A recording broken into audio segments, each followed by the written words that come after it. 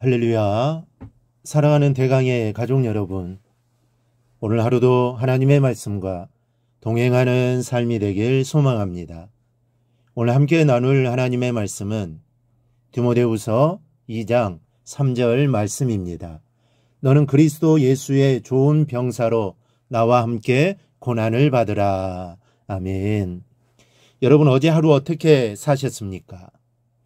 내 안에 흔적이 있는지 한번 생각해 보셨습니까? 예수님을 사랑하는 흔적, 또 교회를 사랑하는 흔적, 그리고 사람을 사랑하는 흔적들이 있었는지 여러분 생각해 보셨습니까? 그리고 기도하셨습니까? 우리 안에는 예수의 흔적이 있어야 합니다. 그래야 예수 믿는 자입니다. 예수의 흔적이 없으면서 우리가 어떻게 예수 믿는 자라고 할 수가 있겠습니까? 우리 안에 주님을, 교회를, 사람을 사랑하는 흔적들이 가득하기를 바랍니다. 그리하여 그 흔적으로 예수를 전하며 살아가기를 축복합니다. 일제강점기와 6.25 전쟁을 넘기며 시골에 살던 분이 있었습니다. 이분은 농사를 짓고 작은 양식장을 하며 살다 돌아가셨습니다. 서울에 살던 아들은 시골에 내려와 장례를 치르고 아버지의 유품을 정리하는 중에 낡은 일기장을 발견합니다. 아들은 아버지가 살아오신 인생의 흔적을 마음에 담아두고자 일기장을 펼쳤는데 이런 내용이 있었습니다. 어제 바치를 읽다가 또 금덩이를 발견했다. 어제 발견한 금덩이와 합치면 꽤나 묵직하다. 이 금을 팔면 이제 일을 하지 않아도 남부럽지 않게 살 수 있다. 하지만 그동안 내가 누렸던 일의 기쁨, 아름다운 자연, 아내와의 좋은 관계는 어떻게 될까? 지금 누리는 소중한 대부분의 것들이 이 금덩이로 인해 사라지게 될 것 같다. 아들은 혹시나 하는 마음에 이 창고를 샅샅이 뒤져봤는데 정말로 2개의 금덩이가 있었습니다. 아들은 눈앞의 금덩이를 보고 순간 망설였으나 일기에 적힌 아버지의 진술한 고백이 머릿속을 떠나지 않았고 결국 다시 깊숙한 곳에 금덩이를 묻어놓고 집으로 돌아가고 말았습니다. 우리의 삶에서 정말 중요한 것은 여러분, 돈으로 살 수가 없습니다. 죄와 심판에서 나를 구원해 주신 주님을 알고 또 그 주님의 말씀대로 순종하며 사는 것은 아마 인생에서 제일 되는 기쁨이요, 가장 귀하고 소중한 것입니다. 그러나 많은 사람들이 세상에 하찮은 것들과 이 소중한 기쁨을 바꾸려고 합니다. 여러분, 그것은 미련한 일입니다. 사람들은 세상의 일을 버리고 주님을 따르는 것을 미련하다고 생각합니다. 그러나 그것은 미래를 볼 줄 모르기 때문에 하는 말입니다. 오늘 본문은 우리에게 너는 그리스도의 예수의 좋은 병사로 나와 함께 고난을 받으라고 합니다. 여러분, 군사가 받는 고난이 무엇이겠습니까? 아마 전쟁 중에 죽을 고비를 넘기는 일들일 겁니다. 전쟁 중에 얼마나 고난이 심하겠습니까? 고난이라고 말하지만 이 고난이라고 말할 수 없는 일입니다. 그리고 이런 군사들에게는 정말 많은 상처들이 있을 겁니다. 이와 마찬가지로 그리스도의 좋은 군사로 주님과 함께하면 당연히 우리 안에 상처, 흔적이 생깁니다. 상처가 없다면 좋은 군사라고 할 수 없을 겁니다. 그러니 당연히 우리에게는 흔적이 있어야 합니다. 그러면 왜 고난의 흔적이 있어야 한다고 하실까요? 첫째로 우리가 주님의 제자이기 때문입니다. 요한복음 14장 21절을 보면 주님은 우리에게 나의 계명을 지키는 자라야 나를 사랑하는 자니 나를 사랑하는 자는 내 아버지께 사랑을 받을 것이요 나도 그를 사랑하여 그에게 나를 나타내리라고 하십니다. 나를 사랑하는 자는 내 계명을 지키는 사람이라는 겁니다.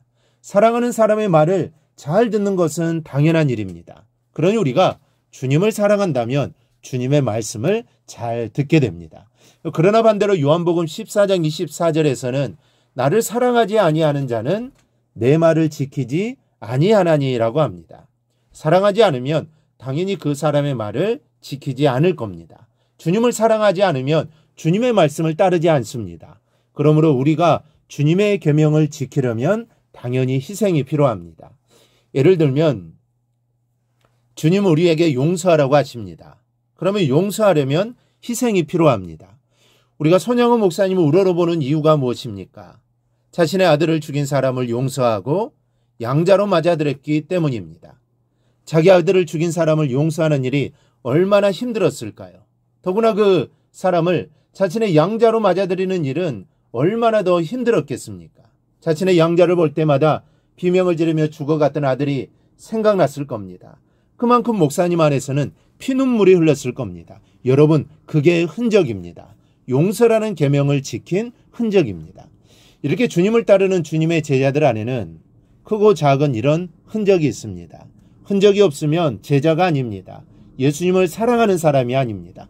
예수를 믿는 사람이 아닙니다. 그러므로 우리 모두 내 안에 제자로서의 흔적을 갖고 살아가기를 바랍니다. 용서할 수 없는 사람을 용서함으로 갖게 되는 흔적, 사랑할 수 없는 사람을 사랑함으로써 갖게 되는 흔적, 이러한 흔적들이 우리 안에 있기를 바랍니다. 둘째로, 나를 제자 삼은 주님의 뜻이기 때문입니다. 주님은 왜 나를 성도로 부르시고 제자로 삼으셨을까요? 제자라는 말을 여러분 부담스럽게 생각하지 마십시오. 제자란 주님을 따르는 사람들이란 뜻입니다. 에베소서 2장 10절을 보며 우리는 그가 만드신 바라 그리스도 예수 안에서 선한 일을 위하여 지으심을 받은 자니 이 일은 하나님이 전에 예비하사 우리로 그 가운데서 행하게 하려 하심이라 말씀합니다. 우리를 구원하신 것은 예수 안에서 선한 일을 하라고 부르셨다는 겁니다. 그러면 여러분, 선한 일이 무엇일까요? 바로 예수 안에서 행하는 것이 선한 일입니다. 그러나 세상의 일은 언제나 예수의 일과 반대가 됩니다. 그러니 예수 안에서 행하는 것은 고난이 오고 고난을 이겨내면 반드시 흔적이 생깁니다. 그러기에 선한 일을 하는 사람은 반드시 흔적이 있습니다. 우리 안에 이런 흔적들이 있습니까? 예수 안에서 행하고 예수 안에서 행하기 위해 고난을 감수하고 그로 인해 내 안에 생긴 흔적이 있습니까? 이러한 흔적이 우리 안에 가득하기를 바랍니다. 그리하여 예수의 참 제자가 되기를 축복합니다. 세 번째로, 흔적이 있어야 상급이 있습니다. 오늘 본문은 우리에게 너는 그리스도 예수의 좋은 병사로 나와 함께 고난을 받으라고 말합니다. 그러면 왜 고난을 받으라고 하는 것일까요? 그 이유를 4절은 이렇게 설명합니다. 병사로 복무하는 자는 자기 생활에 얽매이는 자가 하나도 없나니 이는 병사로 모집한 자를 기쁘게 하려 함이라. 우리 모두는 그리스도를 상관으로 모시고 있는 군인과 같습니다.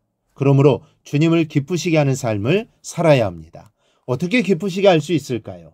내가 주님을 위해 고난을 받는 겁니다. 그 고난의 흔적이 하나님을 기쁘게 한다라는 사실입니다. 그러므로 우리 모두 먹든지 마시든지 무엇을 하든지 하나님의 영광을 위해 살아가기를 바랍니다. 그리고 그렇게 살아 하나님을 기쁘시게 하는 흔적들이 가득하기를 축복합니다. 이어지는 6절을 보세요. 수고하는 농부가 곡식을 먼저 받는 것이 마땅하니라고 합니다.